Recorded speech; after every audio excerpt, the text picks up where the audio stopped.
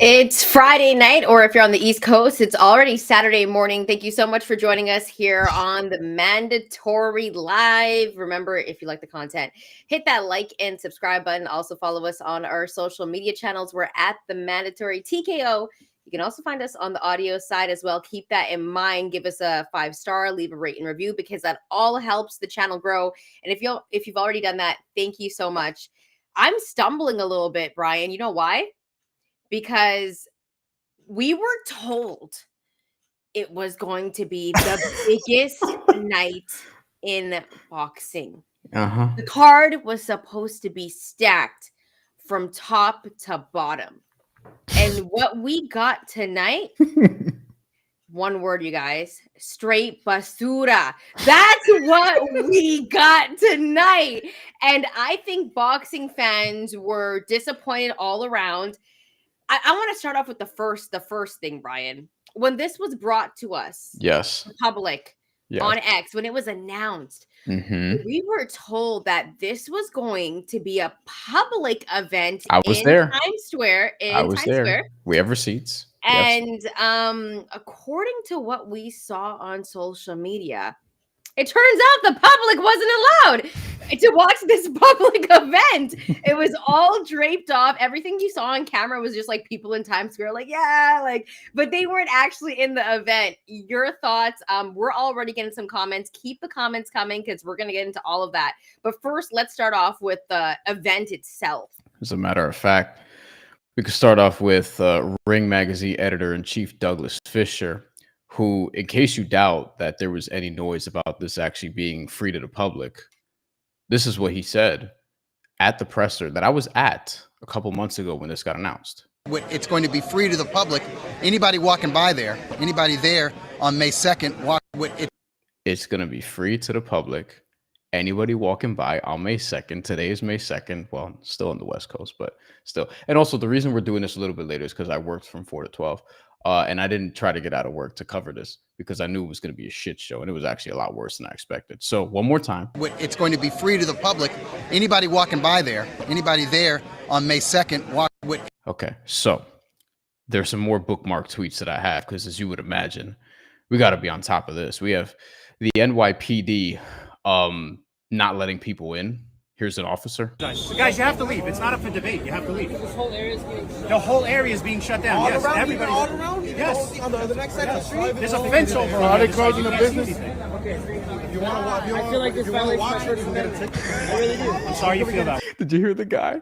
I'm sorry. I feel like this violates my First Amendment, and this dude was like, "I'm sorry you feel that way."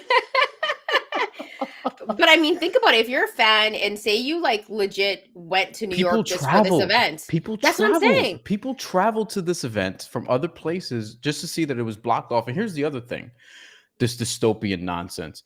This was blocked off only for like, quote unquote, the elites, if you will. Like the only people that were actually in attendance were people who were invited. It was VIP shit. So it was other boxers. It was just celebrities. You saw like I Show Speed, who's a very famous streamer. You saw obviously former boxers like Mike Tyson, who was giving just, off rhythm analysis, we'll call it. I don't feel like he was needed on the broadcast, but he's Mike Tyson. You know what I mean? So ultimately, like that's what it was. And then you see like, Shakur is there and Terrence Crawford's there and Keyshawn Davis, like all the dudes that Turkey wants to work with. And the whole thing is like, they put this event together to say that they put this event together. They just want to be able to say, hey, we did this in Times Square. That's all this is about. This is a stat for them. This event sucked. This was terrible. This was the worst flop of the year in the sport. All the fights were bad. On top of that, there were 2 winners on the card tonight who raised their stock and everyone else dropped. What is this bullshit? They're saying you don't need to celebrate tonight. There were 2 winners from this card, 2 people who raised their stock. Rolly Romero, we'll get to him. Shocking upset. And LaVale Whittington, who entered 1-2-1 and was fighting, I forget the Japanese dude's name, making his debut or whatever the case may be, who he didn't get the stoppage that people thought he would. And LaVale Whittington, with some training and some real camps and some funding behind him, if somebody could get behind him, he could actually be pretty good and knock off a couple prospects, I think. But this was This was dog shit. As a matter of fact, let's continue, Shantelle. Let's continue because I have more tweets. Look at this from CompuBox. Fewest punches, combined punches. Wait, let's hold off on that. Let's continue to talk about the event. I mean, the reveal's already here. Just last thing, and then I'm gonna toss it back to you. Fewest combined punches thrown in a 12-round fight. I just want to let you know, 3 of the lowest 5 here in terms of punches thrown in a fight, in a 12-round fight. 2 of them rather, were tonight. You have Ryan Garcia, Rolly Romero combined to throw 490 punches in a 12-round fight. That's abysmal. And then over here, you have Devin Haney and Jose Ramirez. Devin Haney and Ryan Garcia from last year is also on here, which is pretty funny. All right, this sucked. What did you think? Well, thank you for asking. After 5 minutes, and listen, you've been doing your solo show for too long, where you forgot how to be a co-host. Okay, so you need to check yourself because this is a 2-person show, and I don't appreciate that. Okay? So when I tell you to stop, you gotta stop. Okay. I don't know why you thought you could do that. Okay, this is gonna be an all-time. I'm gonna warn you right now. Okay, listen, we're both hot. The thing that I'm gonna say is I think visually it looked really good. Sure. Right? Visually it looked good, except for when you would see that it was small. Like there were not many seats. It was a VIP event. And I feel like if you're a boxing fan that traveled for the event, you're absolutely disappointed. And so not only did everyone lie about this event, but people are upset with how the card went, right? Because we're told, listen, this is the biggest boxing weekend. These are the biggest fights. And you know what? There was a lot of hype leading up to it. But what we saw, not very entertaining. And I don't know why that is. Because these fights, when you actually look at it on paper, it should be pretty entertaining. Now, you know, Haney and Jose Ramirez, I was backing Jose Ramirez, and I think everybody kind of knew that. But here's the thing. I want to go take a shower during that fight. I saw like 4 rounds, and I was like, you know what? I'm going to go take a shower. Also, why did this start so early? They didn't think about anybody on the West Coast. This is what legit happened. This is legit my experience. I'm at the gym. Bryan is talking shit to me on WhatsApp about this event. And I'm like, oh, no way. So where are we at? And he's like, Arnold Barboza is in the ring. And I'm like, oh my God, what are you talking about? It's like 3:15 here on the West Coast. Eastern. Right? And I freak out. On a Friday in New York. This isn't in England. This isn't in Saudi. None of those things. Also, if it's Friday on the West Coast, wherever you are at 3:15, you might still be at your day job. Right. If you have a 9 to 5. So I'm like, oh my God, like this is the fight that I actually want to see on the card. So I pull it up at the gym and I'm trying to watch it on my phone. But I'm just like, why? Like, could we not have started this later a little bit? I want to know why. Maybe it was sanctioned by the city where it had to start at a particular time because it was a live event. But I mean, you guys have like New Year's Eve there, you know. Yeah, I don't think it's there. So I think they thought people were going to leave their jobs and be around there because, you know, people get off of work at 5, which is not always the case because, you know, a lot of people are remote on Fridays or a lot of people get out early on Fridays. Not always the case. Yeah. And why would you leave your job early to be, you know, behind a blocked cage? I don't know. I don't think I'd leave my job for that. So all in all, I thought it was disappointing. And when it came to the fights, let's get to that now, Bryan. Let's start off with Arnold Barboza Jr. Hold on. Do you have more? Yes, of course. Okay. Of course. Like this fucking vanity project. Okay. Like they're already doing the thing. And they're going to do the thing. They're going to try to, I'm letting you know right now, boxing fans, they're going to try to social media market their way out of this. They're going to post all the visuals and the clips and fans waiting outside. Fans who I question what some of them were there for. I think some of them were just like, oh shit, we're going to be on camera every, you know, couple hours. Cool. I'll be out here. I don't think everyone was there for a boxing event. I think a whole bunch of people just saw a camera and was like, you know, thirsty to get on camera. That's what I think. When it comes to like this event, just in totality, like this shit was an abomination. And if you look at just the photos from beforehand, you started putting 2 and 2 together. And it's like, okay, the ring is small. There's this big red whatever barrier, we'll call it. And everyone is like, oh, they're gonna take that down, right? This is what people were saying on Twitter.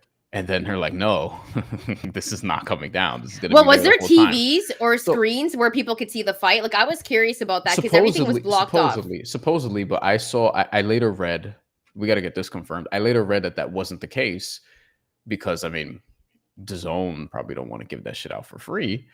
And at the same time, it's like, yo, one more thing, and we'll get to the super chat. They say everything they do is for the fans. And I'm here to tell you that as this TKO shit, this next venture starts getting going or whatever, it's going to be more and more bullshit that fans are going to have to deal with. So this is soft launching all of that now. This is going to get worse, is what I'm saying. Not right, every event is going to be an abomination like this, maybe. Maybe they'll get it together, whatever the case may be. But when they're fully fledged, like, it's just going to get worse and fighters won't make as much also on the top end. But that's another story for another day because we don't give a shit about how much fighters make on this episode. By the way, guys, if you donate to the show, we put your chat on right away, your comment right away. But Bryan, once again, he's forgotten the rules of the show. Doing too many solo shows. There is. Al the Pal says, I do what I can for my boo Shantelle. Thank you, Al the Pal. I got a little extra money that I didn't waste because I wasn't going to buy the pay-per-view, but it was too early. They lost money too early on pay-per-view, even on the bundle pack. Not worth it tomorrow. Yeah, like, honestly, I think this whole event was extremely disappointing. And I think anyone that traveled for, by the way, Al the Pal, thank you for the donation. Always appreciate it. I think anyone that traveled for the event should be disappointed. Anyone that was outside that event that couldn't get in should be disappointed. It was promoted with lies. Like, imagine going, I hate this. Okay, imagine there's a concert, right, in New York. And they're like, J. Cole's going to be there. Kendrick's going to be there. Firefest. Like, yeah, like right? Our version we just have boxing's version of Firefest. That's what we just had right now, and it's terrible. And you can spew it and try to promote it, saying that it was hella dope. It looked dope, but it just wasn't what it was marketed to be, and it sucks for the fans. Bryan, I want to get to some comments before we move on to the fights because we got a bunch of comments that we got to get to. Yeah. Let's start off with our very good friend of the show, Jesus. Shantelle, people can suffer being cheated on this garbage. We all know this is just utter buffoonery. Cash grab event, patty cake punches. Jesus also said, can't bear to see tomorrow's garbage acting tomorrow, right? Like, we're back tomorrow. We're back tomorrow, aren't we? We're going to have a post-fight show. Also, he's fighting in Saudi, so it's going to be a little bit earlier, guys. Just remember that. That'll be right after the fight. This was a one-time thing where, Friday is tough to do it. Yeah, so Jesus gives the sick and throwing up emojis for Friday and Saturday. We have more from earlier to get to. Monticello, thank you for the comment. 100 rollies versus one gorilla. Me and Dexter, friend of the show who's never been on the show because, he casual boxing fan. Yeah, he's busy. But we had a debate, Shantelle, when we were doing Knicks, the watch party for one of the Knicks playoff games where we debated 100 men versus a gorilla, and we disagree. I'll leave it at that. You're not gonna like the side I was on, but it's fine. Were you on the gorilla? No. Were you on the 100 men? It's 100 dudes. It's too many. Well, we could get to that another time. I don't know. I gotta think about 100 rollies and one gorilla. Rolly's small, but I mean, listen, if Rolly can, he looked big in the ring against Ryan. He looked big in the ring against Ryan. Well, like, Ryan didn't look as big because he's not on Osterine any fucking more. Let's go to You Don't Want to Try Me. He says Devin Haney should be ashamed. Osterine or not, there's no way he should have let Ryan beat him. Jay says worst boxing event of the year. You know what, Jay? 1,000%. I think a lot of people might agree with you, and that's so disappointing, right? Because it was supposed to be the best of this year. Jesus also says Bryan Shantelle Turkish. I like Turkish. Yeah. It's funny. We call him Turk. You call him Turkish. I like that. Some people call him Turkey with the emoji. Like when they tweet out a turkey emoji instead of using his name, which I think is smart. He says Turkish can't hand out paydays on exotic sites for sparring. The idea is great, but friendly sparring is garbage. It's true. I mean, the fights weren't as entertaining, which we're gonna get to, guys. So keep the comments coming. Steven says, Your Excellency wasn't going to be around peasants and non-vetted fans off the street. I like that he says "Your Excellency" as opposed to "His Excellency." I might adopt that, honestly, because I refer to him as "Y'all's Excellence," not you guys, but like, there are boxing fans who absolutely love this dude and think he saved boxing and all this shit. Let's actually talk about the fights now, because Yeah. the fights were garbage. We'll start obviously with Teofimo Lopez and Arnold Barboza, because I'm not breaking down the fucking NYPD guy versus the FDNY guy. Okay. Speaking of, Teofimo Lopez came out in an NYPD vest, which a lot of people looked at him sideways for, given that he's had some racist remarks also. So, I mean, if you throw 2 and 2 together, that's a little suspect. But anyway, Arnold Barboza did not look great, and we thought that he could have had a moment here, and he did not. Your thoughts on that are what? I think Arnold Barboza didn't fight his fight. And here's the thing, Teofimo Lopez, he did look focused as ever going into this fight, but I think he looked really good. I don't think it was like the best Teofimo Lopez we've ever saw, because I don't think Arnold Barboza took enough chances. I don't think he threw enough. And also when it came to the pace of the fight, Teo was controlling that all the way through. And I think there should have been more action from Arnold as well. And what I hated the most, and I hate to say this because I work in media as well, and I don't want to like shit on anybody, right? But the commentary was very one-sided. Arnold Barboza Jr. did win more than one round. If you know boxing, if you watch boxing, to say that he was getting swept was ridiculous. Like, what were you watching? And so I just turned off the commentary for that fight, because what I was hearing, I didn't like.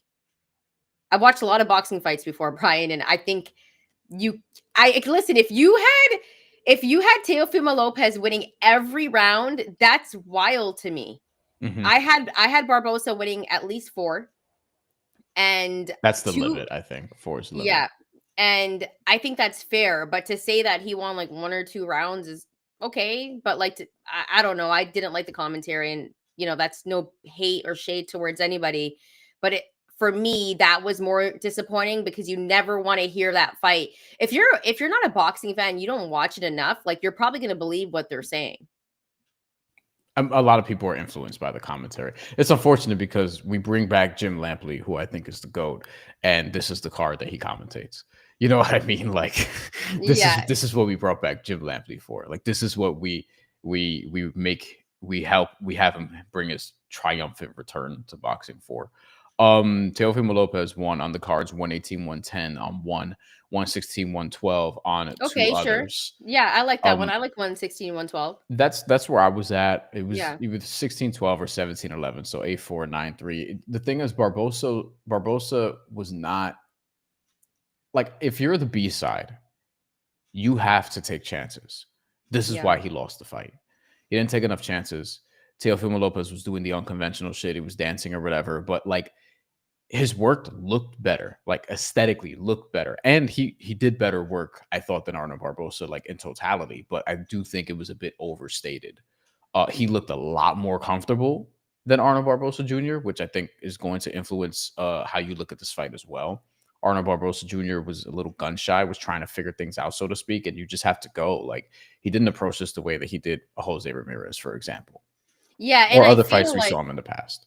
Even the Jack Catterall one, I think for him, he also was being a little bit more tactical and making sure the timing was always on point, which like you can do and you can be patient. I thought he was being a little bit too patient, especially in times where Arnold was stalking Teo and he was able to get Teo in a corner. It's like, you got to go, man. You got to throw. Like, don't be scared to throw. Like, now you got to go right now. And so there were missed opportunities, I think, for Arnold in those moments. And I think those moments, if he would have landed a little bit more and threw a little bit more, some of those rounds could have swung over to him, because he was countering. But nonetheless, for me, Teo put on a good performance. He looked really good. He looked confident. This is, you could argue, the best Teofimo Lopez that we've seen. Also, I will not argue that. Hell no. Okay. I'm not saying no. Absolutely not. Which one do you think it was? Josh Taylor? Yeah, I still think he was better in the Josh Taylor fight. I think that was more one-sided for sure. I think because Josh Taylor, he made him look like very, just not like a champion, and took the title from him. I think this is, I mean, he was not good against Sandor Martin. He was good enough to win, but barely, and that's arguable. That's arguable. Jermaine Do you Ortiz think? was a dud. Like, is this his second best performance at this weight class? I mean, Pedro Campa, I suppose, but Steve Claggett, you know what I mean? Like, Mm. it's fine. It was fine. They were talking about this is the best he's looked since Lomachenko, and I'm like, he looked better in the Josh Taylor fight. That's just I think the Josh Taylor fight for me like cemented him with all of his wins of having one of the best boxing resumes. Of course, the Kambosos one is there, but we know he didn't care or try or train properly for that fight. But I think for Teofimo Lopez, this for him raises up his cachet even more. And this is the part that I want to get to, Brian, because I think we do have to talk about what's next for Arnold. But I think for Teo, the rumor is that he's going to move up and try to fight Jerron Boots Ennis. How do you feel about that? Nope. Okay. What would you Nope. rather see? What would you rather see from Teofimo Lopez? I think Boots, like Teofimo Lopez again, it's now 6 wins in this weight class, 1 knockout, and it was against Pedro Campa. I mean, like if he's inconsistent, Boots has had really just like one dude you could say he's quote unquote struggled against, which is Karen Chukadazan, who's a tricky fighter. But against Teofimo Lopez, like, look, I'll watch the fight if you give it to me.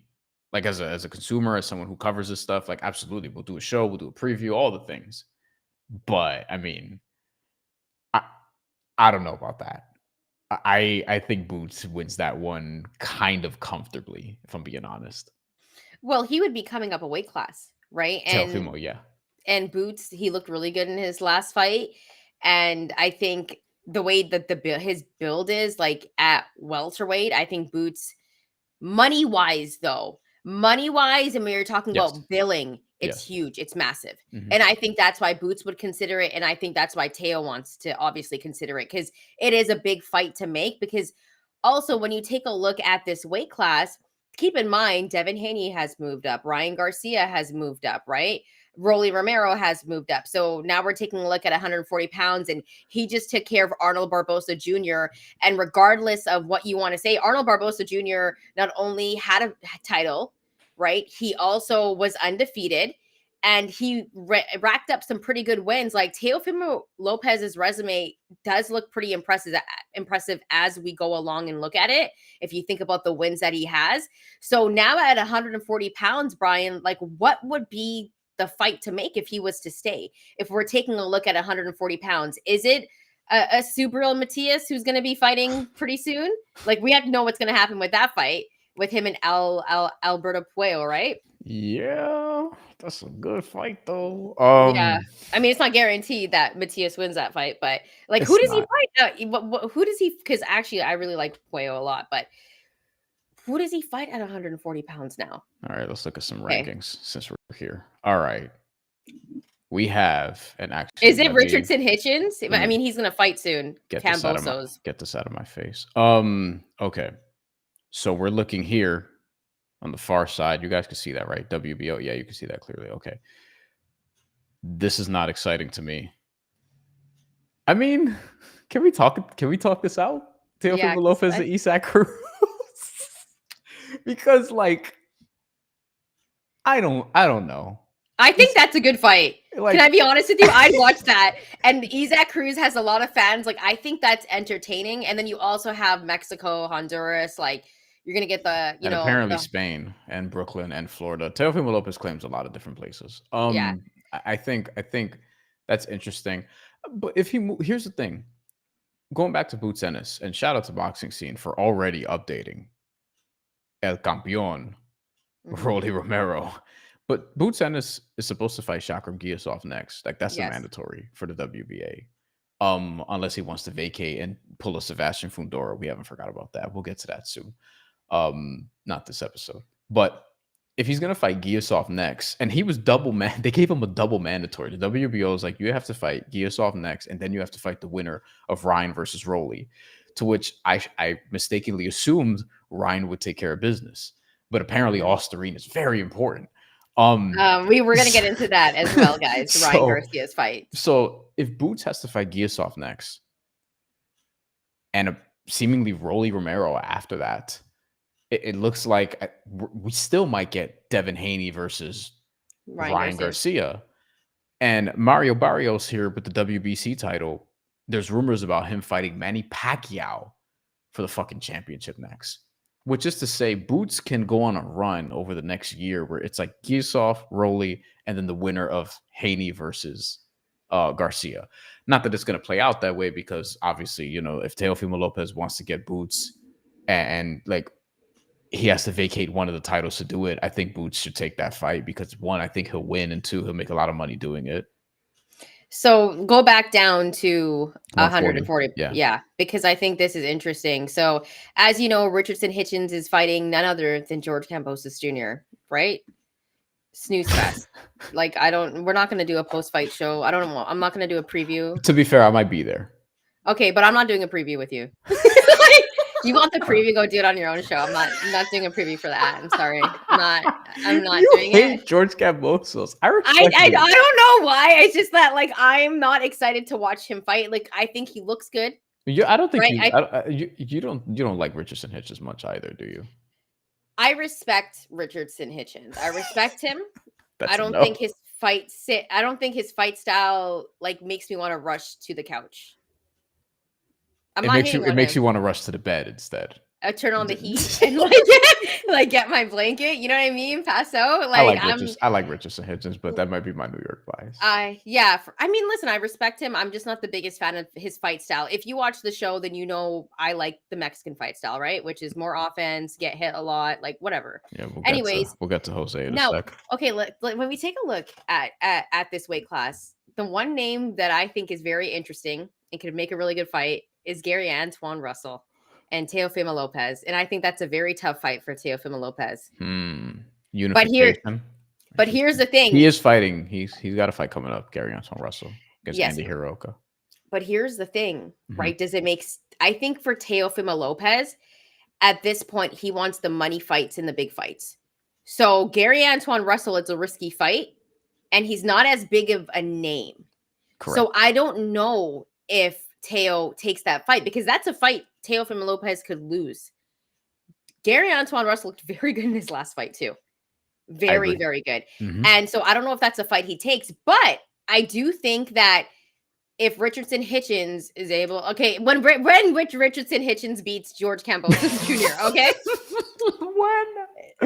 Teofimo Lopez has said before that he would be interested in fighting Richardson Hitchens, and they're both New York guys. Like, I don't know if you would claim Teofimo Lopez to be from Brooklyn. Some people say Richardson Hitchens would not. Yes. Is what I would tell you. And Richardson Hitchens is super Brooklyn. Like, super Brooklyn. So, but they could do that fight in New York. Yes, they could. And they should. I think that's a big fight to make at 140 pounds if he's going to stay in that weight class. And I think that is an intriguing fight. So I think if we're looking at 140 pounds, those are some options for Teofimo Lopez, because I'm not going to lie, I don't think he fights a Subriel Matias. I think Puello is a dangerous fighter, and I don't even know if Subriel Matias beats him. I'm saying it right here. Like, I think I might take Matias in that fight, but I really like Puello. I think he's underrated as a boxer. So but I also think the only other fight that makes sense is Isaac Cruz and Teofimo Lopez at 140 pounds. That one is not only a moneymaker, but it's entertaining. I don't know. People would eat it up. I don't know if the Subriel, because that's supposed to happen. I just don't know if it's like official, but that's actually rumored for the same. That's the July 12th card. That's the Shakur Stevenson. So it's another Ring Magazine card. It's the Shakur Stevenson. Actually, Shakur Stevenson is not even in the main event against William Zepeda. It's the Hamza Shiraz and Edgar Berlanga. Which is sneakily good, dude. That's a very, very good fight. Yes. I love it. Like the card that's come out for that, supposedly, there are some stacked fights on that card. And I think that might be the biggest boxing weekend, if we're gonna be serious. That's July 12th, right? You got a new fan. Oh, thank you. The Angry Mexican. Thank you. Al the Pal though says, Shantelle, don't you go for all Cali teams except for when it comes to basketball? Although when the Warriors played in Oakland, like I did root for them. When they moved over to San Fran, I felt some type of way.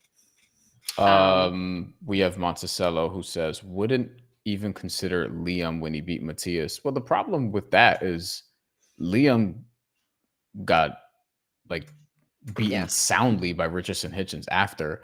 And Subriel Matias is at least coming off a couple of wins. And Subriel Matias reportedly is getting that shot against Alberto Puello, so he's going to get the title shot. I don't know what happens to Liam Paro next. We need to see him at some point. And he only moved down to number 4 here, so he's not like out of the title picture. And he's number 5 at the WBO, and number 6 by the WBC actually, so that's pretty good. But I don't think anyone's clamoring for Liam Paro to fight Teofimo Lopez. Yeah, So. if we could move up a little bit to 147 pounds, because if Teofimo Lopez does move up to welterweight, then there definitely are some intriguing fights. And actually, Brian, one that I think could be very entertaining is Rolly Romero and Teofimo Lopez. I agree. That might be one of the biggest fights that they could make. And I think both of them would want to do it. And first off, let's give a big shout out to Rolly Romero because he wasn't supposed to win that fight. I think he was like a plus 700.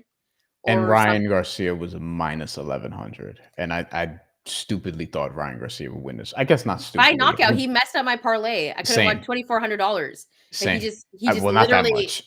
Yeah. Okay. Yeah, I was betting like crazy. I was betting like crazy today. But he messed up my parlay. He did too. Because like seriously. But I want to give props to Rolly because he's actually we've interviewed him. He's a great guy. And I think a lot of people, including myself, so I'm going to apologize. I looked at that fight and I was like, Ryan's going to knock him out. Me too. And he stood in there. He knocked down Ryan and he made Ryan Garcia look the worst he's ever looked in his entire career. And Rolly Romero should get a lot of credit for his performance. And it just shows you that anything can happen in either of these weight classes. But I'm taking a look at 147 pounds, Brian, and Rolly and Teofimo Lopez makes a lot more sense to me than Jerome Boots Ennis and Teofimo Lopez. Because I think Jerome Boots Ennis, just size-wise, is going to be KO. Although both of them would be money fights for Jerome Boots Ennis, so I think he'd be smart to take either one. Before we continue, Foxy, thank you for joining. No Times Square cards ever again. No Mas. That was so disappointing. Welcome to the Slander Fest. If you got any slander for tonight's awful, awful Times Square boxing card, I'll throw it up. If it's good, if it's funny, because I hated that shit from the jump. Y'all know this, and y'all know I'm skeptical of that TKO boxing shit and all the shit that they're trying to do. But a lot of people think that they're saving boxing, so we'll see. Happy for Romero, though. Credit to him. Yeah, kind of how I feel. Aldo Pau says he was not shocked that Rolly beat Ryan Garcia. Yeah. I feel now with hindsight, I feel like I should have given Rolly more of a shot. My regret is because clearly, look, Ryan Garcia even looked different. Like he was all jacked and hyped up for the Devin Haney fight. Not even jacked from like a literal standpoint, although that too, but like just his energy in that Devin Haney fight was also different. He was very intense, and in this one he was super passive. It's like the drugs wore off. You know what I mean? But also, I can't help but think it's funny because I got a comment about this on my YouTube like hours ago, like before the fight started.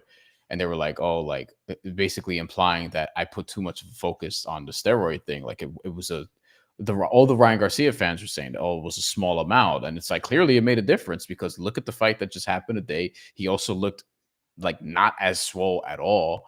And he got dropped by Rolly Romero, who Rolly Romero can punch, and Ryan Garcia has been dropped before multiple times, Luke Campbell, Gervonta Davis. But at the same time, he was also very gun shy. It was like he felt that power and he didn't want to feel it again. And yet he's so popular that I still think if you put Haney Garcia 2, a lot of people will watch it. I think people will be less interested than before because Devin Haney we haven't even talked about his fight and we don't want to. That fight was terrible. We don't want to. We're going to talk about it though. So you guys, please leave your comments after we move away from Teo. I just think the Teofimo Lopez part is actually so interesting, Brian, because he has multiple opportunities to make very big fights. And that's actually what we want to see from Teofimo Lopez, because we saw Jermaine Ortiz and then we saw Steve Claggett. And then we finally got Arnold Barboza Jr. We don't want to see, like, no disrespect. Like, I'm Canadian, okay? I don't want to see him fight a Steve Claggett type. I want to see him in big fights now because Teofimo Lopez is a draw. Whether you like him or not, he knows how to sell himself. He knows how to sell the sport. And I think either you love him or you hate him, but he's entertaining. And I think boxing needs that, as is Rolly Romero. I think him winning a title makes everything really interesting as well. And the one reason why I just kind of was off Rolly and taking him in that fight was just because of what we've seen from him as of late, getting knocked out, not having good performances. And I can only judge you by your last performance. But this one kind of brings you back to Rolly. And this is the only positive that I can take. I think he makes an interesting fight with him and Teo. And I think he could also beat Teo. Okay, I think that's fair. Because I don't... Because Teo's been dropped before, man. Teo can be chinny, right? No, yeah, I think that's fair. But we got a comment here that I wanted to throw up. I'm trying to here. Monticello says Isaac Cruz made Rolly look amateur though, and and we've been critical of Isaac Cruz up here and his inability to cut off the ring and things of that nature. Speaking of Jose Ramirez, good God, we'll get to that in a second. Yeah. But like that's the thing, like. So we're looking at welterweight right now. I don't think Rolly's beating Boots. No. I'm not going to comment on Mario Barrios, so we'll just leave it alone. I think Rolly could beat Mario Barrios. That's kind of what I'm getting at. Come on, man. Rolly could beat him. It's fucked up. I feel like I'm disrespecting Mario Barrios, and I really don't want to. But hey, I've always liked Mario Barrios at 140 pounds, especially. But yeah, I'm not sure. See, this again speaks to what I was saying leading up to this. Welterweight has never been worse in my lifetime. Rolly could beat Brian Norman Jr. Can he? Maybe. I don't know. I think Brian Norman Jr. is a beast, and I think Brian Norman Jr. could give Teofimo Lopez a very good run for his money. And I don't know if that's a fight that Teofimo Lopez wants. Remember, everything you hear in boxing, unless it's for real and it's like this fight's going to happen, it could all be BS. Remember, there was a lot of talk that Teofimo Lopez and Brian Norman Jr. were going to fight. Mm-hmm. That fight never happened. Supposedly Brian Norman Jr. is the one that backed out of it. People tried to say, but I don't know. I legitimately don't know because everyone in boxing is full of shit. And there are not a lot of... No, I'm not going to get into the whole rant. I'm not going to fucking piss you guys off. But like, Rolly Romero and Brian Norman Jr. is actually kind of interesting just because like I don't feel like I know how good Brian Norman Jr. is. Yeah. I don't know if the Rolly fight is going to tell me, but if he loses, it'll tell me how good he's not, if that makes sense. I think Boots is just like far and away above everyone in this weight class. And I'm not even sure the second best dude in this weight class has a title because like Devin Haney. Is he the second best though? Like, what did we see tonight? But here's the thing though. If Devin Haney fights Rolly Romero, are you betting on Rolly Romero?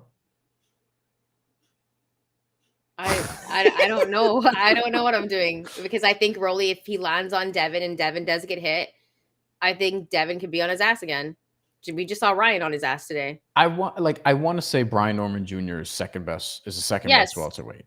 I would agree with you. But I would like to see him beat somebody better than Derek Cuevas, for example. Like I would like to see him fight one of these top end dudes. I mean, even if he would unify with Jaron Boots Ennis right now, like I wouldn't pick him in the fight, but I'd be intrigued to see how he does. He's supposed to fight Jin Sasaki next, and that's going to be in Japan, which is interesting. In June, but before that, he had the breakout win against Giovanni Santillan. Which, by the way, that was Giovanni. You think about a lot of hype. That was an upset. Guy. That was you think about a lot of hype. I've never been so disappointed in my entire life because I was a huge Giovanni fan. I still am. I hope he kind of figures it out. Really exciting fighter. But that was a fight where I think Brian Norman Jr. for me earned a lot of cachet.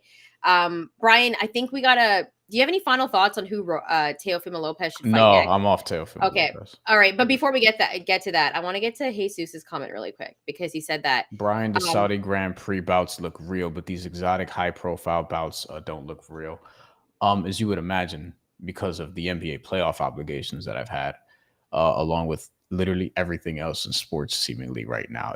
It's a great time to be covering sports, but goddamn, as you know, it's fucking tiring right now.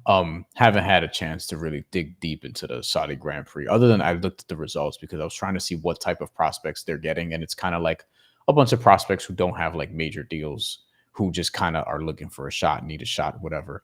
The idea behind it's interesting, but also like what the TKO venture is going to do is target like those type of guys to get them into their farm system early, develop them through like whatever it is they're trying to build out. You know, the same thing that promotional companies do with like guys that they get on promotional deals really young. And we'll see. Like that's what the UFC does. That's what the WWE does. Like they're adopting that sort of model, and TKO is obviously affiliated with and in business with and the same parent company as WWE, UFC, all these different things. So okay, really quickly, because we've already done this for like 40 minutes and Brian's worked like a full shift. I want to ask really quickly, because I don't think this will be too long of a segment, but what's next for a guy like Arnold Barboza Jr., who I believe underperformed in this fight against Teofimo Lopez? What's next for him? There are some interesting names at 140 pounds, but who would he fight next in this weight class? Could it be an Isaac Cruz? Oh, that'd be great. That'd be great. Awesome. It could be in Cali. That'd be a fucking test. That could be in LA too, and I think it's a moneymaker. I think that's an exciting fight that I think people would want to see. Yeah, if he wants a bounce back win, there are other avenues to take, but the WBO is that's the route that he's sort of went, where he won the international title. He became the interim champion after being the number one contender for a while and whatever. Like he was chasing that WBO title and eventually got the interim title, fought for the full title today, lost. So yeah, I think Isaac Cruz is coming off a win where he didn't look super impressive. So like, I would like to see Arnold Barboza versus Isaac Cruz. And it's like, all right, is Isaac Cruz going to struggle to cut off the ring again? Is Arnold Barboza going to be gun shy or get his shots off? Like, that's actually a really interesting fight for me. That could be on one of these cards. It's obviously like, it's not a main event, but I think that's a really interesting fight. I would like to see that. I don't know what Isaac Cruz's next move is. So yeah, I think it's interesting, and I think that's a fight that they could definitely make, because I'm taking a look at the other names. And there's some other fights to be made, but I don't think he fights a guy like Gary Antoine Russell right away. And I want to see what happens with that Subriel Matias and Alberto Puello fight, if it does happen. Because I think Barbosa could fight the loser in that and then possibly get another title shot. Out of the house is Ryan Garcia. Yeah, like that's actually not the worst thing that could happen. I think they could sell that fight. But I think, okay, so here's the thing, Ryan. Do you want to go to Ryan Garcia next, or do you want to go to Devin Haney? Let's just get Devin Haney out the way. The fight sucked. He legitimately, it's like Devin Haney. Let's close the rankings temporarily. We'll bring it back up. It's like Devin Haney and Jose Ramirez both studied Shakur Stevenson versus Edwin De Los Santos and was like, that's how I'm going to win this fight. And what the fuck was that? I'm not somebody who needs knockouts. I don't even need like a ton of action. I don't need Gotti Ward every single time. I'm not that type of dude. I'm not that type of dude. Legitimately, I like good boxing, right?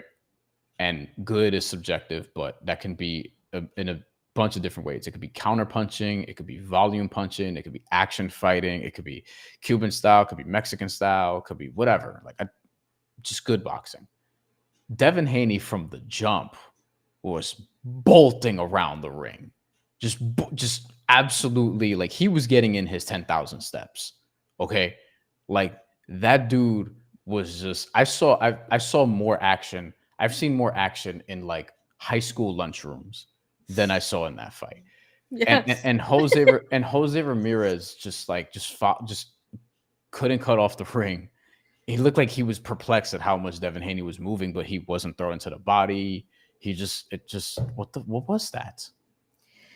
So, as you know, I'm a huge Jose Ramirez fan, and I was rooting for him. But I think speed is a little factor. I think we're seeing Jose Ramirez age out, and it's kind of sad to see. But it's like it's not all there anymore in terms of speed, and I feel like he wasn't even being the Jose Ramirez that. Honestly, Jose Ramirez hasn't been Jose Ramirez for like 2 years, I feel like. Really, if you really, really think about it. Longer. Since that Josh Taylor fight. What was that? 3 years ago? Like, we've seen Jose win since then. But even during that Josh Taylor fight, I don't think he looked like Jose Ramirez. That was 2021. It's been a while, and now Victor Paul still before that was 2020, and even in that fight, I was like, oh, that was closer than it should have been. The last time he looked like dominant was the Maurice Hooker fight where he unified the titles, and that was in 2019. And that I think that's like a career performance for him. You know what I mean? Like, so it's been a little while since we've seen like the best of Jose Ramirez. He moves up to 147 pounds, and I'm thinking maybe we get him a little bit stronger, and we're still going to be able to see that speed. But against Devin Haney, it wasn't an entertaining bout. Like I said, guys, I can't talk too much about this fight. I left in the 4th round to go take a shower, and I came back and I knew the decision was going to be Devin Haney. But I also think Devin Haney lost some cachet, Brian, because do you think people want to see him in big fights? Like, do you think people are like, oh my God, I got to rush to see Devin Haney? Now, here's the thing. I think now that people are saying, Shakur's boring, Devin Haney's fight was not entertaining. Hold my beer. That's what he's saying to Shakur Stevenson. Shakur Stevenson's out here being like, you're going to see a show on July 17th against William Zepeda. And look, William Zepeda is going to throw, hopefully. He will, yeah. Hopefully. Punch stats. This is such a bummer. 224 punches thrown from Devin Haney. Okay? 224 punches thrown. We'll do a little bit of math here. Hopefully this won't bore you guys. But this is 18.7 punches thrown per round from Devin Haney, which sounds like actually more than I thought looking at it. Okay? So Devin Haney throws approximately 6 punches per minute in this fight. Just 6. And he didn't throw more than 26 punches in any single round. Okay? Jose Ramirez throws 279 punches. 279 punches in a 12-round fight. He's throwing 23.2 punches per round, 23.3 with rounding, and he's only landing 40 punches total. That's 3 punches per round he's landing. Jose Ramirez is essentially landing 1 punch per minute in this fight against Devin Haney. That's how little action there was. Every minute would go by, he would land 1 punch. 1 punch on average. Devin Haney, 70 punches landed. 70 punches landed translates to about 6 punches per round, a little bit less. So Devin Haney's landing 2 punches per minute, roughly, in this fight, a little less than that. Like, what the fuck is that? I didn't expect it to be that kind of fight. I thought Jose Ramirez would be coming forward, trying to establish his jab, and Haney was going to kind of be ducking and dodging, but also making it interesting, kind of like how he did against Lomachenko, taking risks, but he didn't do that. That also kind of told me that Devin Haney still has in his mind how he got knocked out by Ryan Garcia. You could tell that. Knocked down. Sorry. You see it right away. So that means, last thing on the numbers, they combined to land 110 punches. They combined to land 9, as I tweeted out here, 9 punches per round, or just 3 punches per minute combined in this fight. Like, they're trying to, it's like they were trying to set a record, and it's not even the only fight on this card. Yeah, it's pretty bad. Foxy says, never want to watch Haney ever again. Waste of time. Also, Jay says, Haney became more boring than before. He used to throw jabs and clinching. Now we only see running and hugging. He was entertaining before. He would take chances. I do believe that. He did. Al the Pal, Jose, a good dude regardless. My hat off to him. I love Jose Ramirez. He's one of my favorite fighters. But now it's like I don't want to see that version of Jose Ramirez. Let's just go back to your point real quick. Let's go back to your point real quick though, because which one? The one about Ryan Garcia. Okay. Leaving his imprint on Devin Haney, because we talked about this extensively before, and we said there's a world where Devin Haney, like, he might just be chinny going forward. If he's going to fight like this, we may never find out. But would you be concerned about him just sort of moving along now and taking a bigger fight? Because if he's going to do this, like, I don't know if he's getting away with this against everybody, but presumably we'll see Ryan Garcia again. Is he going to fight Boots at some point because he's in the welterweight division now? What does that look like? I don't think he should want to fight Boots at all. I agree. If I'm Devin Haney, I'm never fighting Jerron Boots Ennis. I'm just not doing it because Boots is that talented. I think Devin Haney and Teofimo Lopez could make some bread. Yes, God, what an Because obnoxious fight that would be. could you The build-up. imagine Bill and Senior? Oh my God. Could you just, because they've been talking about this for a little minute. To be fair, they have a past. To be fair, when I covered Teofimo Lopez versus Josh Taylor, I have on video Bill Haney and Teofimo Lopez Sr. I may have it somewhere. I may have posted it. I don't know. But I have them basically agreeing on Teofimo Lopez and Devin Haney fighting each other. Now, of course, after that, Teofimo Lopez fought Jermaine Ortiz, Devin Haney fought Ryan Garcia, and like they went in the directions that they went in. I would much rather revisit that for Devin Haney than see Ryan Garcia again, at least for now. I think I would rather see Teofimo versus Haney than Ryan Garcia and Haney. But I don't know. Let me think about that one. Either or, I think they're both moneymakers and they could do that 147. Jesus says announcing Haney versus Ryan while Haney is fighting, utter disgust. Yeah, because I mean, Jose Ramirez hadn't beat him. But here's the thing. I think throughout the whole entire press conferences and the whole entire run that happened, they were talking about Ryan and Haney too, right? Like this has been something that has been talked about. So it is disgusting. It does suck, but they're talking about it. Foxy says Bill needs to just handle the promo side and get Devin a proper trainer who can fix his bad habits. Yeah, I mean Devin definitely has some bad habits, especially when and now he's running. Like you could tell he doesn't want to get hit. He does. You could tell. That's the thing. It's in his head. I got a text from somebody who covers boxing for a major media outlet. Yeah. And he texted me during this fight. He's like, this is so sad. He doesn't want to get hit. Like he doesn't want to take any chances. This is verbatim what he was saying to me. And it's just like, yo, if he's this, I don't know if he can be the villain. You know what I mean? Because he's trying to be the dude that people hate watch. He's trying to be the dude that people are like, yo, I want to see him get his ass kicked or whatever. To which you still think this is out of character for him. And I think he's a nice guy. I think you might be right. He's a nice kid. He just lets his dad talk shit for him. Like you could tell Devin's a sweet boy. You know what I mean? Like, oh my God. No, I swear to God, like he's a nice kid. Like I bet you anything, he's like friendly and like he doesn't. You know what I mean? Like it just sounds so dismissive and. It's not. And no dude would want to hear being this. being a nice guy is not. That's not a bad thing to say. Hold on, let's get back to that Steven comment.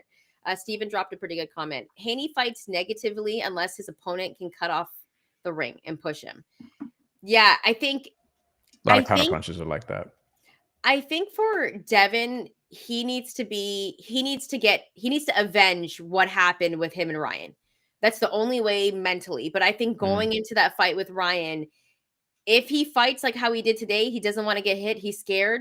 Mentally, I don't think he's ready. But if he can avenge that fight against Ryan Garcia, I think it changes things. But what we saw today, it didn't look like a confident Devin Haney to me. It didn't. Last thing, and then we'll move on to Ryan Rowley and then end with comments. Who were the new four kings again? I don't even remember. Who someone in the chat I'm pretty sure Ryan. Was it Ryan, Teofimo Lopez, Devin Haney, and who was the other one? Was it Shakur? No. It had to be. Shakur was in there. No. Who were the supposed new four kings? Please tell me this. I don't remember all of them. I feel like I'm forgetting somebody. It might be Shakur, but I don't know. Okay. We'll get a comment. I'm sure somebody. Was it Jerome Boots Ennis? No. Okay. No, I don't think it was. Foxy says, and Foxy, I believe, is from the UK, as he's mentioned before. Devin's reminded me of Amir Khan a bit now. Great natural talent, but terrified to get hit. You know, it's so funny. Shantelle, you're not going to believe this. What? You'll never guess who was watching Amir Khan versus Danny Garcia last night. You? Yes. Okay. Like just randomly. Because I was playing Undisputed. Yeah. And I scheduled a fight against Amir Khan in career mode. And I was like, wait. And I went and looked and I was like, How many times did he get knocked out? And it was 5 of the 6 losses. It was bad. He was so nasty before Briedis Prescott. And even after that, he was still really good because he had beaten Marcos Maidana, Paulie Malignaggi, Zab Judah, Lamont Peterson probably got robbed against. So he should have gotten that one. And then Danny Garcia clipped him, and then that was it. Like, and the Canelo one was the other one. Tank was the fourth king. Okay, Tank. so it was Tank. Teofimo.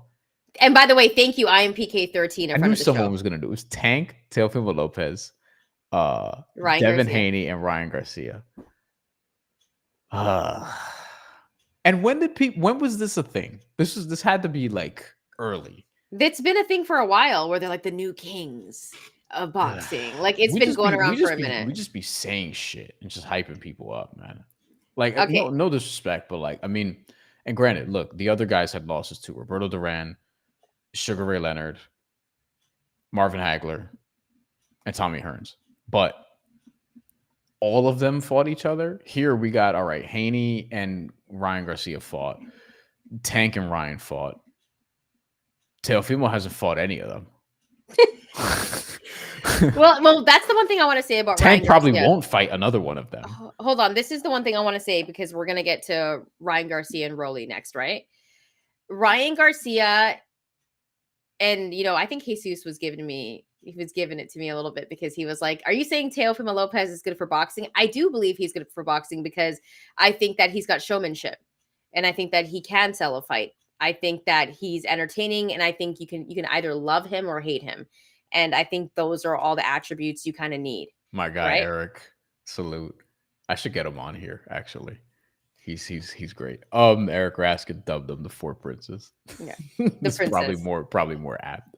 Anyways, that's why I think Teofimo Lopez, Jesus, who dropped a comment earlier.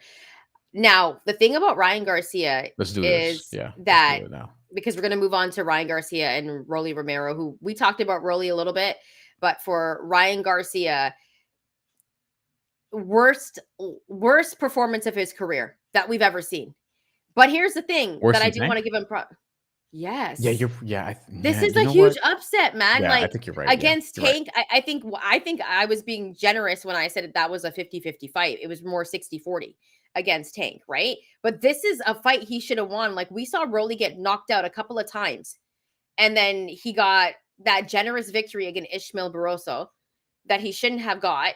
Like Rolly hadn't had good performance after good performance. It was bad performance, getting knocked out. Like if the trajectory was to show that Ryan Garcia was going to come back after he took a year off from boxing because he was suspended and he was supposed to have a good performance against a guy who could also sell a fight, but a guy that has been knocked out before and hasn't looked good. This was put on a platter to Ryan Garcia for his comeback. He was the main event. Here's the one thing I will say about Ryan Garcia. He fought Tank, he fought Devin Haney, and he got in the ring with a real puncher with power. The guy's not afraid to fight anybody. And regardless of him having losses on his record, I think that's good for boxing because I think it brings back the fact that you can have losses because we're still stuck in this Mayweather era where you need the O. You don't need the O. Our favorite fighters don't have O's. I mean, 2 of them do for me, but my favorite fighters don't have words. Like Andre Ward has an O, right? Some people would be like, hey, there's a little notch on that resume. Did he win that? He's undefeated. But yeah. Brian, I mean, but Floyd Mayweather does too. Like he has multiple debatable decisions on his record. Like everyone does, whether they have losses boxing or not. And most dudes have losses. Like we've talked about our favorite fighters a bunch over here. Like I love Felix Trinidad. He has multiple losses on his record. Miguel Cotto, Roy Jones Jr., Amanda Serrano, as a matter of fact. You know what I mean? Stop it, Al the Pal. Listen, we were cool. Okay? I was ready to call you Buki, and now you just took it away when you just said this, right? He if you're listening, he said, Andre Ward sucks. Andre Ward is from Oakland, so I got a rep. And he's one of my favorite fighters. He's great. He's a Hall of Famer. Would have been even better if he didn't have injuries and didn't have promotional issues and didn't fight on BET on that weird card that one time. That was fucking Oh yeah, I remember Rock that Nation, one. Rock Nation The Rock boxing. Nation fight. God. Anyways, nonetheless, we're digressing here. We Okay, know so shit, man. the Like, one thing, the one thing that I will say is Ryan Garcia is always ready to get into the ring, put on a big fight for boxing fans, and I think that's important. But for you, Brian, your thoughts on his performance and what is next for Ryan Garcia after a loss like this? yeah, that's a super dud. Honestly, like, it's funny because Devin Haney, again, no one raised their stock except for Rolly Romero and LaVale Whittington. I'm going to keep shouting him out because he actually looked all right for the position he was put in on this card, right? And I think Ryan Garcia, I'm not even sure this is an official. Let me see if the WBA did. WBA records something made for. So I guess right before, but I mean, they seemingly updated over here where Rolly Romero is a champion. So maybe Ryan Garcia is in fact third, or maybe this is just logic because if Giasov is the mandatory, Ryan Garcia is not going to be first after losing. Regardless, looking at the WBA rankings, Ryan Garcia is third, Devin Haney's fourth. Devin Haney's also number one for the WBC, but if Mario Barros is fighting Manny Pacquiao, like, I mean, Devin Haney, like, there's no other fight people want to see than him and Ryan Garcia too. I don't think people are interested in watching. Like, we're getting comments about it. I don't think people are interested in watching Devin Haney, like, period. But they'll watch him if he's going to fight Ryan Garcia again. If he's going to fight Teofimo Lopez, I guess they'll watch it. But to me, like, they need each other now. Ryan Garcia's stock is down because he just had a shit performance. And Devin Haney's stock is down because despite a win, he just had a shit performance. So it's like, honestly, you two should just fight each other again because that's something people will pay to see. Like, you guys need each other now. And, you know, honestly, because of the no contest, like, maybe we only see this one more time. You know what I mean? Like, maybe this is the actual, like, how the last one was built. This one counts. They should literally build this one the same way. Just this one really counts, you know? Well, here's the issue, and I want to quickly get into this. Well, actually, no. What's next for Ryan Garcia? Is it just the rematch with Devin Haney? I got distracted by a comment. What did you say? What You'll know is which next? one, but I'm not. Oh, I know. Okay. Yes. Yeah. What's next for Ryan Garcia? Is it only the Devin Haney fight that you think is the important one, that rematch? Is that what you want to see? Okay. Yeah, I agree. Probably. IMPK says, did you see the reports that Garcia got $20 million? I heard that Devin got 10. You know what I mean? Like, I saw that floating around out there. Not I heard as in like that's like legitimately sourced or whatever. Like, no, I read that. In terms of what I heard regarding this card, I told you it was everything that was going to be a shit show, and it was. Foxy's trying to get Conor Benn a big fight after the effort he had against Chris Eubank Jr. Prefer Ben versus Garcia. Honestly, I don't know if Ryan Garcia wins that fight. Although I would like to see Eubank Ben again. A rematch after a little while, though, because that was like all out war, right? That might take off a few years off your life. Do it in like November. Or maybe even December. Like take some time and maybe give that to us during Christmas time or something like that. Yeah. So I think that's the one fight we want to see Ryan Garcia in because he had the worst performance of his career, and Devin Haney had the most boring performance of his career. So let's put it together. And let's have them have a rematch. Now, here's the important thing, guys, that I want to mention because there's been so many reports about multiple possible fights. They are saying, rumored on X, that Ryan Garcia and Devin Haney will be fighting in Saudi. Why? Why is that fight there? Like, I'm sorry. No, that fight should not be in Saudi. And let me just keep going. Okay. They're also saying, because as you guys heard, there's rumors that Teofimo Lopez wants to move up and fight Jerome Boots Ennis. Not to say that would happen. There's also a rumor that would happen in Saudi. Why? That should be in New York. You know why? No. None of those fights should be in Saudi. And here's my issue with that. If we're going to get something that was terribly promoted, right, lied to all boxing fans, and then we're getting some of the biggest fights and they're not in the States, that's not good for boxing. I'm sorry. That is not good for boxing. Have the fights here. If you want to make those European fights over there in Saudi, if that's better for you guys, great. But don't take away those fights from Vegas. Don't take away a possible fight with Jerome Boots Ennis and Teofimo Lopez in New York. That doesn't make any sense to me. Yeah, I mean, but we know money is money. They're going to try to put fights in Saudi because they want to increase tourism out there because they want to hide the bullshit that's going on over there and whatever the case may be. Yada yada yada. We've talked about this before.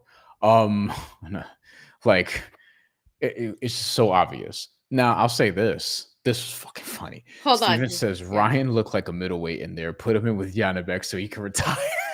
Yo, Janibek, I don't know what they're doing with that guy. If Ryan looked like a middleweight today, then he looked like a heavyweight last year. Jeez. That's the other thing. Like he looks smaller in this fight. He looked bigger and more hyped up in the Devin Haney fight for sure. Foxy, thank you. This is my problem now. The Saudi atmosphere is just so bad. Atmosphere is everything in this sport. Yes, because guess what? You think of this, especially during the Rolly and Ryan fight, where we got really the only moment worth of shit the entire night, where Ryan Garcia gets dropped, double left hook, great shot by Rolly Romero. He gets dropped, and the crowd is just kind of like, you hear a few people go, oh, like it happened in a gym in sparring. You know, like we were in fucking Gleason's or some shit. Gleason's actually would have way more noise.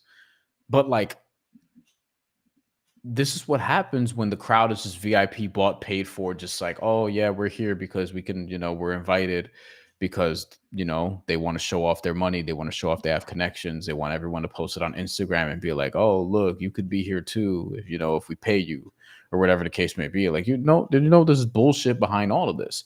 And it killed the atmosphere of this fight, and it killed the atmosphere of that moment, because if Rolly knocks down Ryan Garcia at Madison Square Garden or at Barclays Center in that round 2, or in Vegas, the crowd is just going apeshit the rest of the round. And the start of round 3, you're going to hear that curious buzz, and it's like, oh shit, is it, you know, you're going to hear like murmurs in the crowd, like, yo, what's going to happen? People are going to be standing up out of their seats. You know what I mean? They'll still be standing for a long period of time. We didn't get none of that with this shit. Sometimes we didn't get the moment at all. We didn't get anything interesting from the crowd at all because of this bullshit bought and paid for crowd. And then you have people like posting, gaslighting everybody. I can't believe I use that term because I typically don't. Gaslighting people being like, yo, this shit looks amazing. You know, whatever. So happy to be here, because people don't want to tell the truth about this bullshit. And we got robbed of a great moment there that would have made the win bigger for Rolly Romero if we got in that crowd moment. And also the crowd could dictate how you fight, because if Devin Haney is doing what he did coming out the gate, being a track star, he's going to get booed to shit in the first round of the fight. And maybe that puts some pressure on him to actually do something, or maybe it doesn't. We don't know because we didn't get faced with that situation. So like, thank you for that comment about the atmosphere. I went on a little rant there, but like, yeah, we were robbed of a lot, because like the Rolly Romero win would have been that much bigger if there was simply a crowd there. And maybe he actually gets amped up on adrenaline and goes and gets the stoppage. I think maybe that was one of the reasons why even Ryan, after the fight, post-fight, like there was nothing there, right? Like, this is someone who's usually extremely animated, even when he's being chill, but there was like nothing there. It was just like, okay, I lost, you know what I mean? And I think the crowd had something to do with it. Also, as media guys, I don't know if you guys know this, but if you are in a media seat, or if you're in media at an event, you're not going to cheer. You're like, not allowed to. Although some boxing people still will, because they're not actually media. They just, you know, they're fans who just figured out, oh, I can be media. Oh, okay, cool. Or sometimes you'll see media like cheer, and you'll be like, you're not real media. You know what I mean? Like, you'll be like, okay, you're in boxing. like, you see that a lot. So that's another thing too. A lot of media there, so you're not hearing the oohs and ahs, or like, knock him out, like, you know, just ridiculous stuff that you hear at a boxing fight. So let's get to some comments here. This is from a good friend of our show, Marlon 2631, who says, I mean, it's better than not having the fights, right? It's a give and take, Marlon. Like, I think it's ruining the sport. I hate to say it, like, we're getting the fights, but I think it's kind of ruining it for everyone. And I think right now, as boxing fans, we're just excited that we're getting the fights, because for a very long time, you know, promoters weren't working with each other. And I think promoters just have to work with each other, because otherwise all these fights are not even going to be in North America. They're not going to be here, man. And that's They're where not it's even all like, going to be in Europe. yeah, but it's like, come on, like, okay. And here's a great point. Did you guys see the atmosphere for Conor Benn and Chris Eubank Jr.? Yes. That is boxing to me. Yes. That 1000%. Everything that you need to know about boxing, that fight will tell you. Yes. That's why we can't have the fights in Saudi. That's what you're taking away from the fan experience. That's what you're taking away from real boxing fans that want to spend their money to be at an event like that, because there's nothing like it. So if we're taking that out of boxing, where do you think it's going to be like in 5 years?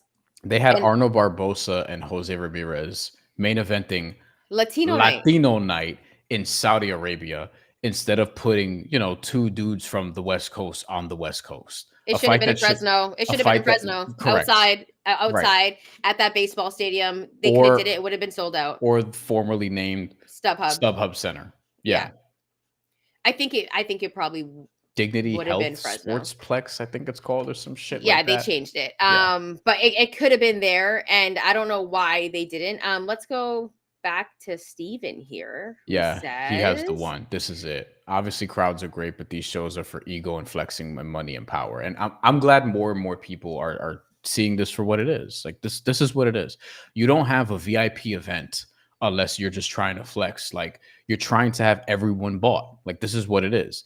And this is why it was dangerous when he comes into the game, you know who I'm talking about, and is like, oh yeah, I'm getting all these promoters to work with each other. And then he announces this other venture because he's going to try to put the promoters out of business. And now all these promoters who opened their legs for him and worked with him right as he got here, it's like, oh, now he's going to go against you soon. And still, Eddie Hearn's there. Oscar De La Hoya is there. Like, we'll see how long these partnerships lasts. But I mean, this is just kind of what it is right now. David Briones has a good comment here. Thank you for contributing.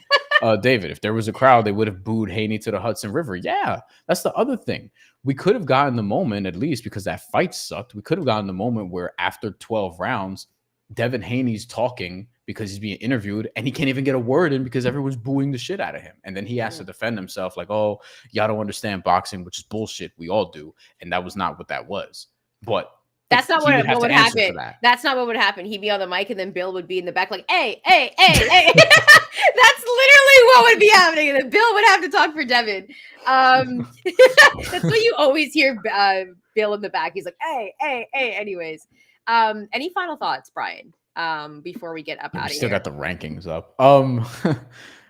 In closing, Rolly will probably fight Boots at some point because the WBA decided to bring back the regular title. Yeah. So they bumped up Boots Ennis to super champion, the dumbest thing in the world. And I think that's a moneymaker though for Boots, right? A moneymaker for Rolly. Yeah. And it's an interesting fight because Rolly does have power and arguably had the best career win of his career.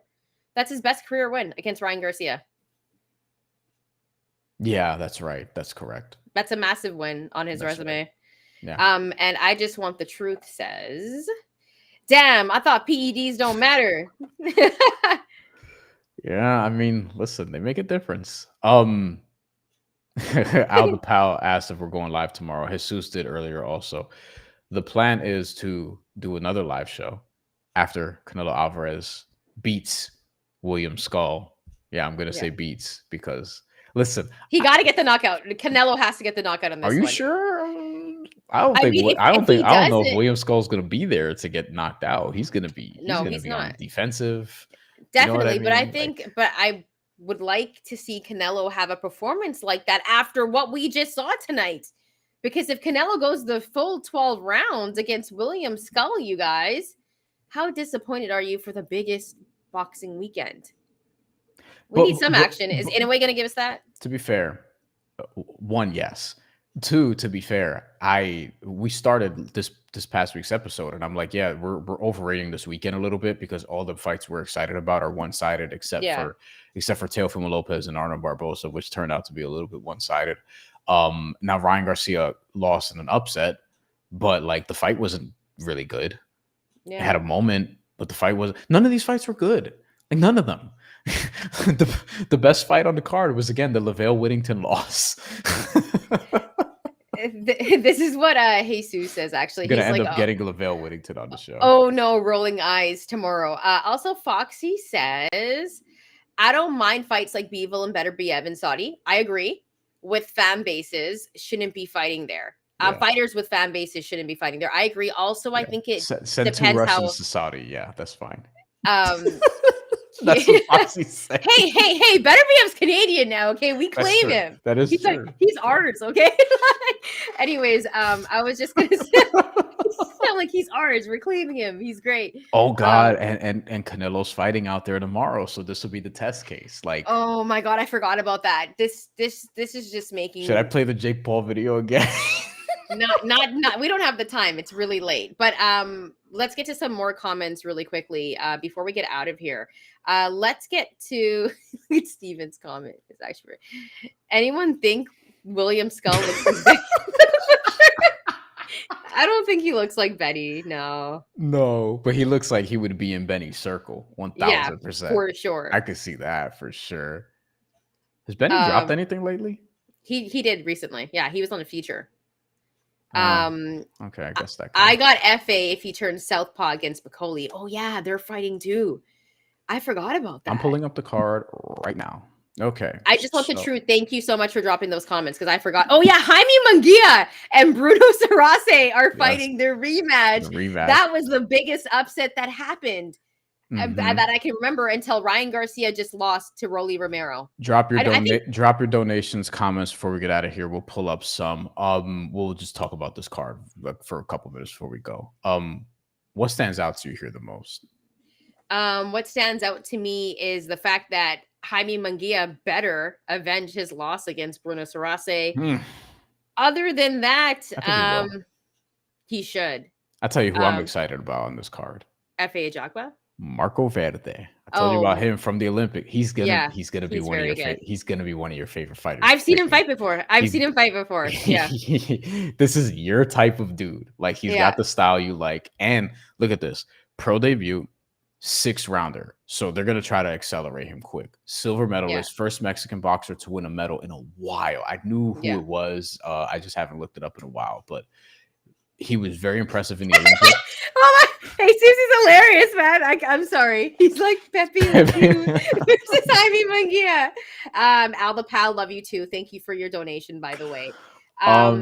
Wait. Foxy has a comment really quickly. Watch how bad the Canelo atmosphere is. Probably will be 50 people there. I'm very interested in seeing how the atmosphere looks, Foxy. He's very popular, so I don't think it'll be their worst, but I don't expect it to be awesome. Is Turk flying there overnight in a PJ or what? Right? Like I was thinking about that maybe. But like maybe low-key, is that why this was early today?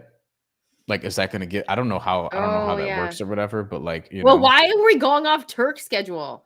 You know what I mean? Like I shouldn't. He's saving boxing. He's making the fights. All I know is that Teofimo Lopez and Arnold Barboza Jr. should not be in the ring at 3:30 West Coast time on a Friday. Oh yeah. Like, what are we doing? What are we doing? Like, I mean, by the looks of this, you're gonna get Badu Jack at fucking at like 1 p.m. Well, no, 10 a.m. You're gonna get this is gonna start in the morning West Coast. Wait, what time? What time does it start? Well, supposedly. Hold on, let me check. Is this pay-per-view? I'm not paying for this. The Zone pay-per-view. Yeah. I'm not. Listen, this is not. It's Canelo. Of course, it's gonna be pay-per-view. Look at the Alvarez. I can't. I can't. Not for this card. Look at all these promoters. Hold on, let me see what time this starts on the West all Coast. these promoters. I'm pulling up the DAZN app. I do have to buy this. Like, Canelo, I'm getting upset now. Bob Arum, Fernando Beltran. Oh my goodness. Eddie Reynoso. No boxing, no life management. What? Ben Shalom, Frank Warren, like everybody here. And then they're all going to be going against each other at some point. Oh, it's not too bad. It says it starts at 11 my time. So Canelo Alvarez will probably be walking to the ring around 2:30 your time, 5:30 here, which means we'll schedule the live tentatively for like 4/7, 3/6, something like that, and we'll just go live after Canelo Alvarez inevitably beats William Skull. Oh wait! It says today at 11 o'clock they're having the weigh-in Canelo Skull. They had to have had. They had it already. Okay, this is old. DAZN. You guys gotta fix your app here. Okay, I'm getting all this old stuff. Not my This favorite. is not cool. They actually just fixed like how it looks like when you pull it up on the TV, but the app itself. Here we go. This is gonna be Chantel's guy right here, Marco Verde.